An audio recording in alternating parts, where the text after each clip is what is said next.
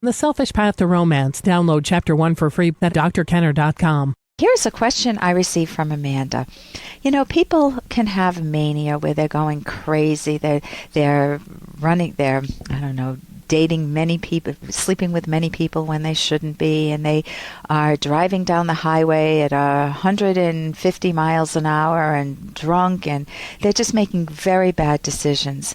So what I'm about to say is called trichotillomania. And what do you think trichotillomania is about? Trichotillomania. I don't know, it kind of brings up images of spiders to me.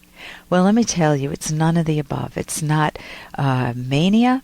It's not having to do with spiders. It's not having to do with anything that trickles. It's having to do with compulsive hair pulling. You know, you see that gray hair, you've got to pull it out. Or you have hairs growing in places that you don't want them, and you pick them out, and you just can't stop doing it. Now, you do that once in a while, it's normal, totally, absolutely normal. We all groom, we all pluck our eyebrows. We all take hairs out of our ears or nose or chin if we're getting older. We all dye our hair. We do a lot of things with hair. So here is a question from Amanda, and see what help you might offer her. And we'll talk about it too. Hi, Dr. Kenner. Should I seek help for my constant need for hair picking? I pick my eyebrows nonstop every day, and I have been doing this for years since I was 5 years old. I am now 18, and it's ruining my social life. My eyebrows are really oddly shaped. They are chunky and end about halfway where my eye is. This is capital letters, there is a very large space between both my eyebrows. How attractive is that? If I don't pick them, I get incredible tension, and I give in to the temptation. I will obsess with one hair. After I pick one out, I have a sort of ritual for the hair I pick out.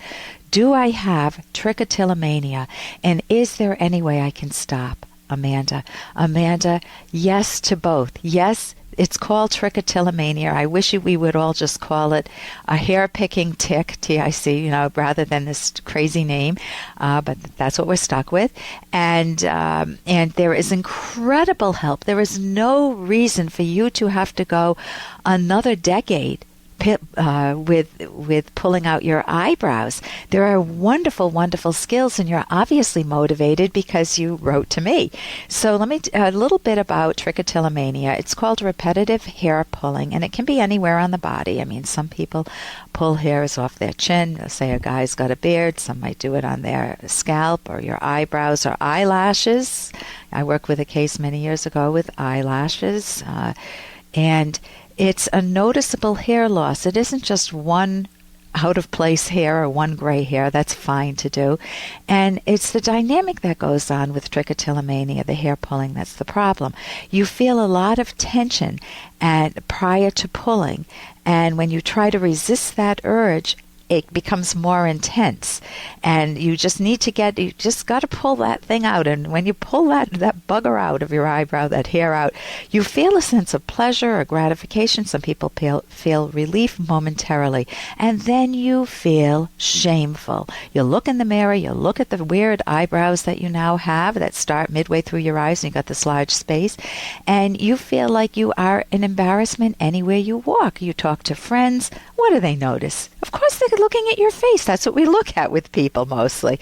And so you try to date someone, and they bring you home to the parents, and this is my girlfriend, and you've got this weird space.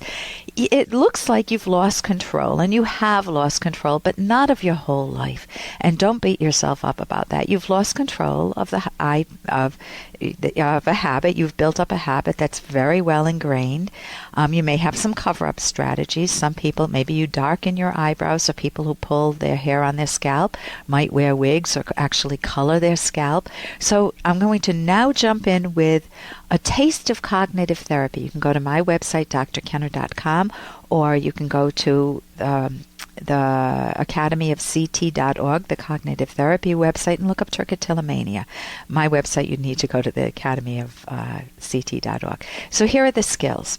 Hey, I got to interrupt this because we've got to pay some bills. 30 seconds, that's it. A very quick ad, and then Ellen will be back. Romance. I wish I knew more about what girls want from a relationship. Boy, I wish I knew more about what I want. Where's that ad I saw? Here it is. The Selfish Path to Romance, a serious romance guidebook. Download Chapter 1 for free at selfishromance.com and buy it at amazon.com. The Selfish Path to Romance. That is interesting. So here are the skills. First, some cognitive therapists will actually have you keep a log of your activities during the day. You don't do this forever, but you do it to get information like a scientist. Who, what, when, where, why, and how. When do I pick? When do I not pick? So you jot this down. You go through a day. You actually log in what happens during the day regarding the picking. When am I more relaxed? What happened just before I started picking? What did I say to myself when I went to pick? People say all sorts of things to themselves. I deserve to pick. I've had a hard day. I can just pick one hair. It won't matter.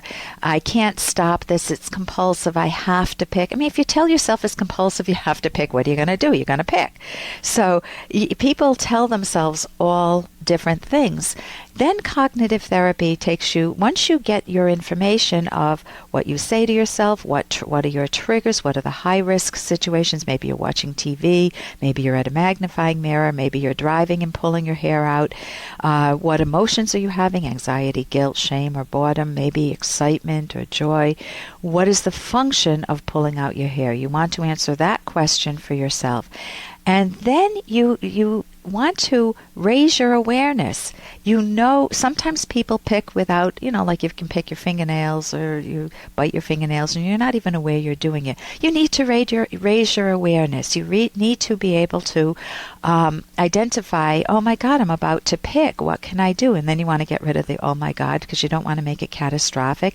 Some people put tape on their fingers so that they're more aware when they're going into picking, or they hold their hands down by their side. You can learn relaxation skills, which will help. You can understand why you pull. Maybe it was frustration from your past. You said you've had it for many decades. Be prepared for slip-ups. They are never a problem. If you have a slip-up, just be kind to yourself. Who cares? And go back to your skills. So cognitive therapy can give you wonderful skills to deal with trichotillomania. And here's a little more from Dr. Kenner. Did she say anything, mutter anything at all? Yes, come to think of it, she did. A bad seed. Oh, yes, she was starting to write a book. Something around the theory, let me see, that a child can inherit criminal tendencies in the blood. If you'll forgive me, that's a pretty specious theory. That's what I told her myself. It's all a matter of environment, isn't it? Of course.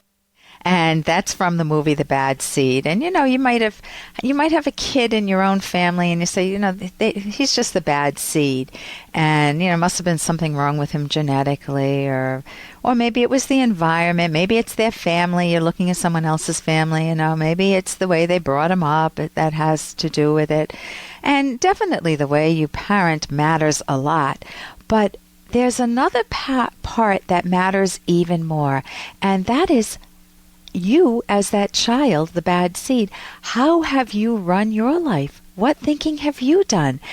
I have seen kids make decisions. I used to work with a lot of very young children at the age of 2.5 and up, and you could see the process of decision making. Am I going to steal from Dr. Kenner's office or not? I like that toy. Should I put it in my pocket or not?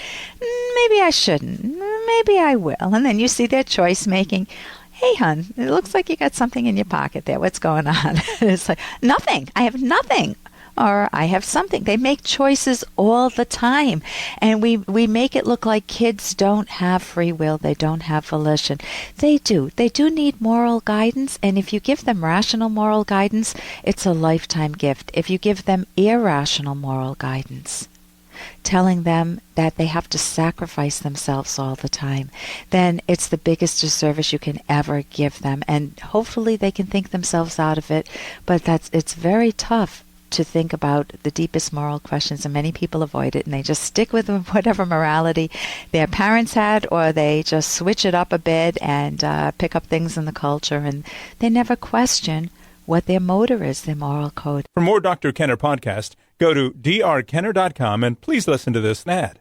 Here's an excerpt from The Selfish Path to Romance by Dr. Ellen Kenner. Some conflict is inevitable in all relationships. Even though you may be similar to your partner in many fundamental respects, inevitably there will be differences in beliefs, values, interests, preferences, tastes, habits, attitudes, and personality traits. Partners will differ in communication skills and styles, and in habitual methods of thinking. Sometimes differences are a source of interest and excitement. For example, an introverted partner may admire how an extroverted mate is so at ease in social situations, or one's partner's interests stimulate the development of similar interests in the other. And many differences that conflict with one's own preferences can be ignored if they are not important enough to make an issue of. You can download Chapter 1 for free at drkenner.com, and you can buy the book at amazon.com.